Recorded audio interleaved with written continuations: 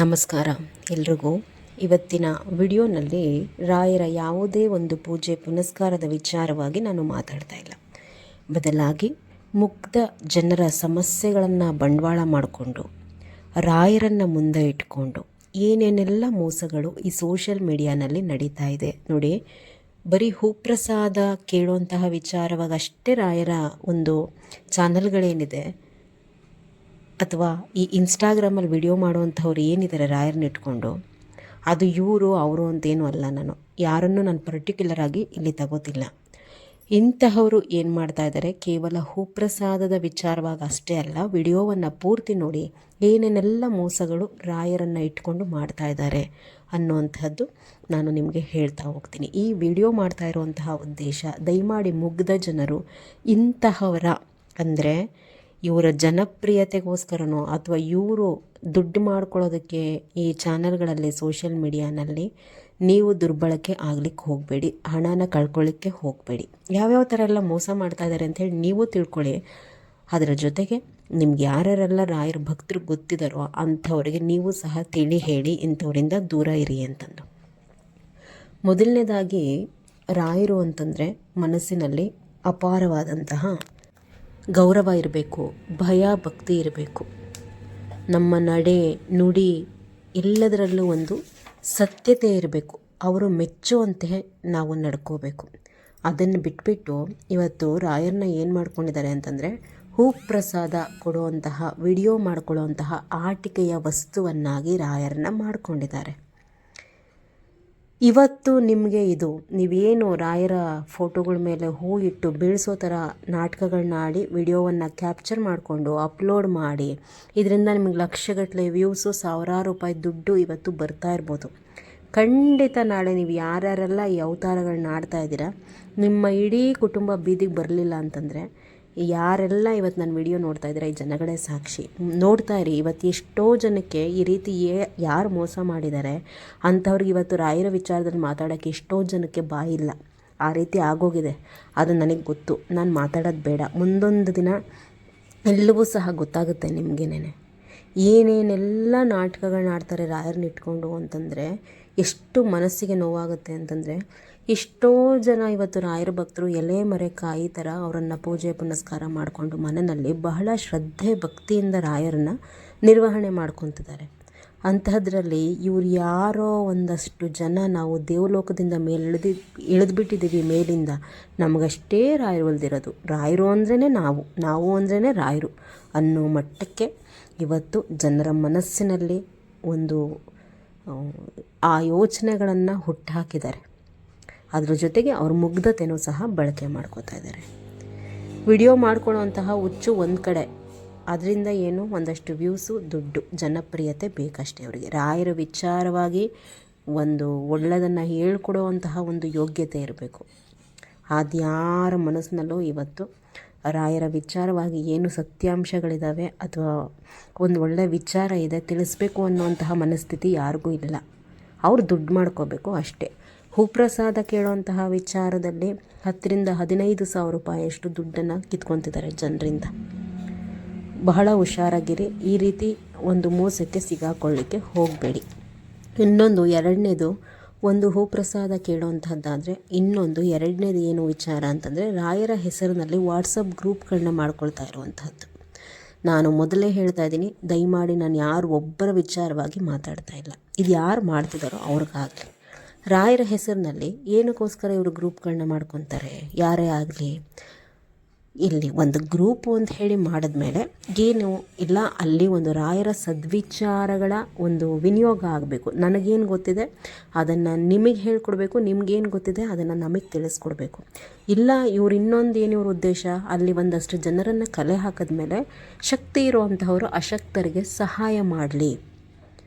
ಈಗ ಏನೋ ಒಂದು 10 ಜನ ಗ್ರೂಪಲ್ಲಿದ್ದರೆ ಒಬ್ರಿಗೆ ತೊಂದರೆ ಆದರೆ 9 ಜನ ಸಹಾಯ ಮಾಡಬೇಕು ಒಬ್ರಿಗೆ ಅನ್ನುವಂತಹ ಉದ್ದೇಶದಲ್ಲಿ ಗ್ರೂಪ್ಗಳನ್ನ ಮಾಡ್ತಾರೆ. ಆ ಗ್ರೂಪ್ಗಳಲ್ಲಿ ಖಂಡಿತ ಅದ್ಯಾವುದು ನಡೀತಾ ಇಲ್ಲ. ಅಲ್ಲಿ ಏನು ನಡೀತಾ ಇದೆ ಇವತ್ತು ಅಂತಂದರೆ, ಅಲ್ಲೂ ಸಹ ಕಷ್ಟದಲ್ಲಿರೋರಿಗೆ ನಾವು ಸಹಾಯ ಮಾಡ್ತೀವಿ ಅಂತ ಹೇಳಿ ಜನರಿಂದ ಹಣನ ಕಿತ್ಕೊಳ್ತಾ ಇರುವಂತಹದ್ದು. ಅದ್ರ ಜೊತೆಗೆ ಆ ಹಣ ಸದ್ಬಳಕೆ ಆಗ್ತಾ ಇಲ್ಲ. ನೊಂದಂಥವ್ರಿಗೂ ಸಹ ಹಣ ತಲುಪ್ತಾ ಇಲ್ಲ. ಅದ್ರ ಜೊತೆ ಆ ಗ್ರೂಪ್ಗಳಲ್ಲಿ ನಾನೇ ತಿಳ್ಕೊಂಡಿರೋದು ಸರಿ ಅಂತ ಹೇಳಿ ರಾಯರ ಬಗೆಗಿನ ತಪ್ಪು ವಿಚಾರಗಳನ್ನು ವಿನಿಮಯ ಮಾಡ್ಕೊಳ್ಳೋ ಅಂತಹದ್ದು, ಹಂಚ್ಕೊಳ್ಳೋ ಅಂತಹದ್ದು, ಅಲ್ಲಿ ಒಂದಷ್ಟು ಜಗಳಗಳು, ಕಚ್ಚಾಟಗಳು ಇದು ನಡೀತಾ ಇರೋವಂತಹದ್ದು. ಇನ್ನು ಅವ್ರದ್ದೇನಾದರೂ ಒಂದು ಯೂಟ್ಯೂಬ್ ಚಾನಲ್ ಇತ್ತು ಅಂತಂದರೆ ಅವರು ಗ್ರೂಪ್ ಮಾಡ್ಕೊಳ್ಳೋವಂತಹ ಉದ್ದೇಶ ಏನು ಅಂತಂದರೆ, ಆ ಚಾನಲನ್ನು ಯಾರು ನೀವು ಫಾಲೋ ಮಾಡ್ತಾ ಇರ್ತೀರಲ್ವ, ಅವರು ಆ ಚಾನಲ್ ಬಿಟ್ಟಿನೆಲ್ಲೂ ಹೋಗಬಾರ್ದು. ಮೇಯ್ನ್ ಅವ್ರ ಉದ್ದೇಶ ಅಷ್ಟೇನೆ. ಇದು ಒಂದು ರೀತಿ ನಡೀತಿದೆ. ದಯಮಾಡಿ ಯಾವುದೇ ಗ್ರೂಪಿಗೆ ಜಾಯ್ನ್ ಆಗಿ ಅದರಲ್ಲಿ ಏನಾದರೂ ಯಾರಾದರೂ ಕಷ್ಟ ಅಂತಂದರೆ ಒಂದು 10 ರೂಪಾಯಿ ನೀವು ದುಡ್ಡು ಹಾಕ್ಲಿಕ್ಕೆ ಮುಂಚೆ 10 ಸರ್ತಿ ಯೋಚನೆ ಮಾಡಿ ಎಲ್ಲವನ್ನೂ ಸಹ ವಿಚಾರ ಮಾಡಿ ತಿಳ್ಕೊಳ್ಳಿ. ಯಾಕೆಂದರೆ ಆ 10 ರೂಪಾಯಿ ನಿಮಗೆ ಕಷ್ಟಪಡ್ದಲೇ ನೀವು ನಿಮ್ಮ ಕೈಗೆ ಬಂದಿರೋದಿಲ್ಲ. ಸಹಾಯ ಮಾಡಬೇಕು, ಖಂಡಿತ ನಿಜ. ನೊಂದಂಥವರಿಗೆ ನಾವು ಒಂದು 10 ರೂಪಾಯಿ ಸಹಾಯ ಮಾಡಿದ್ರೆ ರಾಯರು ನಮಗೆ ಖಂಡಿತ ಅನುಗ್ರಹ ಮಾಡ್ತಾರೆ, ಒಳ್ಳೆಯದು ಮಾಡ್ತಾರೆ, ಎಲ್ಲವೂ ಸಹ ಸತ್ಯ. ಆದರೆ ನೀವು ಮೋಸಕ್ಕೆ ಒಳಗಾಗ್ಲಿಕ್ಕೆ ಹೋಗಬೇಡಿ. ಇನ್ನೊಂದು 3ನೇದು ದೂರವಾಣಿ ಕರೆಗಳು. ಈ ವಿಚಾರದಲ್ಲೂ ಸಹ ಮೋಸ ನಡೀತಾ ಇರುವಂಥದ್ದು. ಯಾವ ರೀತಿ ಮಾಡ್ತಾರೆ? ಇತ್ತೀಚೆಗೆ ಇದು ಸಹ ರಾಯರ ಹೆಸರಿನಲ್ಲಿ ನಡೀತಾ ಇರುವಂತಹ ಒಂದು ದೊಡ್ಡ ಮೋಸ. ಏನು? ಫೋನ್ ಕಾಲ್ಸ್ಗಳು.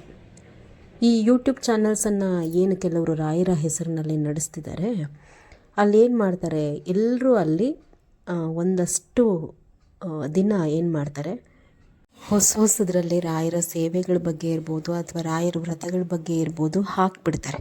ಯಾವಾಗ ರಾಯರ ವಿಚಾರವಾಗಿ ಹಂಚ್ಕೊಳ್ಳಿಕ್ಕೆ ಮಾಹಿತಿ ಇಲ್ಲ ಅಂತ ಹೇಳಿ ಅನಿಸುತ್ತೋ, ಯಾವಾಗ ಅವ್ರ ಬಳಿ ಇನ್ಫಾರ್ಮೇಷನ್ ಖಾಲಿ ಆಗುತ್ತೋ, ಅದ್ರ ಜೊತೆಗೆ ಇನ್ನೂ ನಮಗೆ ಹೆಚ್ಚಿನ ಒಂದು ಫೇಮಸ್ ಆಗಬೇಕು ಅನ್ನೋಂತಹ ಹುಚ್ಚು ಮನಸ್ಸಿನಲ್ಲಿ ಬಂದುಬಿಟ್ಟಾಗ ಅಲ್ಲೇನು ಮಾಡ್ತಾರೆ, ಅವರ ವಿಶ್ವಾಸಿಗಳಿಂದನೋ ಅಥವಾ ಅವರಿಗೆ ಪರಿಚಯ ಇರ್ತಾರಲ್ವ ಅಂತಹವರಿಂದನೇ ಇವರು ಫೋನ್ ಮಾಡಿಸ್ಕೊಳ್ಳೋ ಅಂತಹದ್ದು.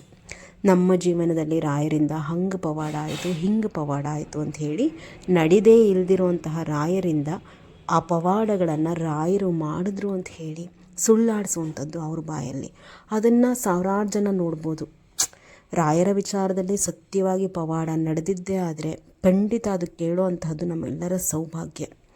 ಆದರೆ ಈ ರೀತಿ ಸುಳ್ಳಾಗಿ ಇವರ ಒಂದು ಪಾಪ್ಯುಲಾರಿಟಿಗೋಸ್ಕರ ನಡಿದೇ ಇಲ್ದಿರೋಂತಹದ್ದು ಜೀವನದಲ್ಲಿ ಹಂಗೆ ನಡೀತು ಹಿಂಗೆ ನಡೀತು ಅಂಥೇಳಿ ಇವರ ಚಾನಲ್ಗಳಲ್ಲಿ ಸುಳ್ಳು ಫೋನ್ ಕಾಲ್ಸ್ಗಳ ಮೂಲಕ ಬಿತ್ತರ ಮಾಡ್ತಾ ಇದ್ದಾರೆ. ಇದೂ ಸಹ 100ಕ್ಕೆ 100 ಸತ್ಯವೂ ಹೌದು. ರಾಯರು ಒಂದು ಸರ್ತಿ, ಈಗ ನಾನೇ ಇರ್ಬೋದು, ರಾಯರು ಅನ್ನುವಂತಹ ಪದ ನನ್ನ ಬಾಯಿಂದ ಬಂದ ತಕ್ಷಣ ಅಲ್ಲಿ ನಮ್ಮ ಮಾತುಗಳು ರಾಯರ ಕಿವಿಗೆ ತಲುಪುತ್ತವೆ. ಯಾರು ನನ್ನ ಹೆಸರು ಹಿಡಿದು ಕರೆದ್ರಲ್ವ ಅಂತ ಹೇಳಿ ಅವರ ಗಮನ ನಮ್ಮ ಕಡೆ ಬರುತ್ತೆ.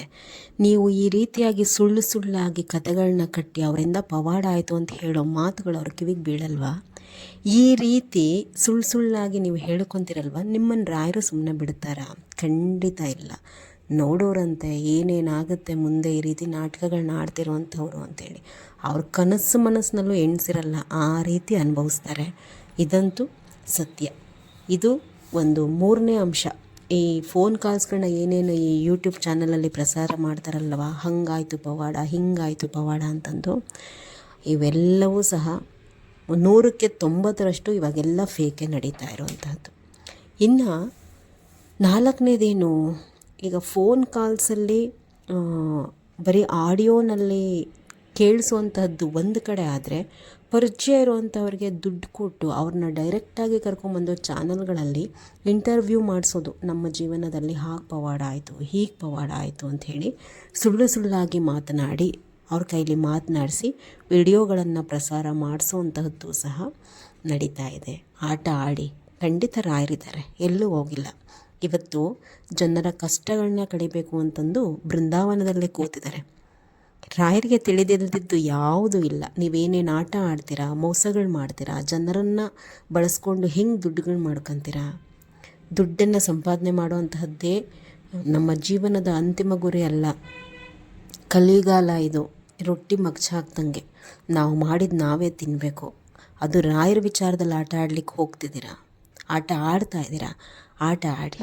ಅವ್ರ ಮುಂದೆ ಯಾವುದು ನಡೆಯಲ್ಲ. ನೀವು ಎಲ್ಲಿನ ತನಕ ನೋಡೋಣ, ಆಟ ಆಡು ನಾನು ನೋಡ್ತಾ ಇದ್ದೀನಿ ಅಂತ ಹೇಳಿ ಬಿಟ್ಟು ನೋಡ್ತಾ ಇರ್ತಾರೆ.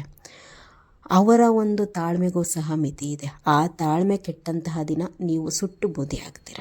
ಇದು ಸತ್ಯ. ಇವೆಲ್ಲವನ್ನು ನಾನು ನಿಮ್ಮೊಟ್ಟಿಗೆ ಏನು ಹಂಚಿಕೊಂಡು ನನ್ನ ನೋವನ್ನು ಶೇರ್ ಮಾಡ್ಕೊಂಡಿದ್ದೀನಿ. ಖಂಡಿತವಾಗಿ ಇದೆಲ್ಲ ರಾಯರ ವಿಚಾರದಲ್ಲಿ ನಡೀತಾ ಇರುವಂತಹ ಇವತ್ತು ಮೋಸಗಳೇನು ನಾನು ನಿಮ್ಮ ಹತ್ರ ಮಾತಾಡಿದಂಥದ್ದು. ದಯಮಾಡಿ ನೀವು ಸಹ ಜಾಗೃತರಾಗಬೇಕು, ಅಲರ್ಟ್ ಆಗಬೇಕು.